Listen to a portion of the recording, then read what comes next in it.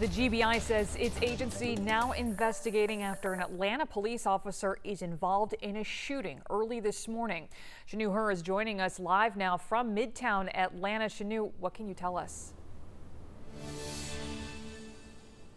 Well, Kristen, we are learning more information about what is going on out here. So as of right now, you still see APD officers out here along with the GBI. This is right at the corner of Peachtree Street and Peachtree Place, not far from 10th Street. What we know right now is that at 5:45 this morning, police say a man armed with a metal pipe was walking down Peachtree Place, hitting cars with that metal pipe, and then later struck a person who was walking by. That person then flagged down an APD officer who stepped in, and when the officer got here, the man with the pipe still was not surrendering to the police officer, and that was when the officer deployed his taser, and this is what APD says happened next. And had actually struck another individual before the officer got involved. Once it was brought to the officer's attention, he did exit his patrol vehicle.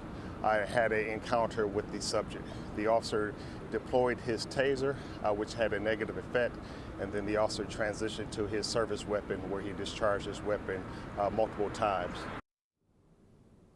Yeah, and APD says the man who was shot, the man armed with that metal pipe, is in the hospital at Grady right now getting surgery. They don't know the extent of his injuries, whether they are life-threatening or not, but they do say that right now that man is in surgery. As far as the officer goes, he is uninjured right now, and police say the man who was, the person who was struck with the pipe was injured and also taken to Grady, but the injuries sound a lot less serious than the man who was armed with the pipe.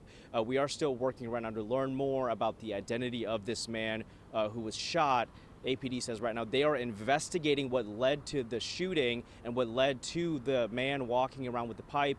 Right now, the GBI is actually investigating the shooting. So APD investigating what led to the man with the pipe hitting the cars, the GBI investigating the APD shooting.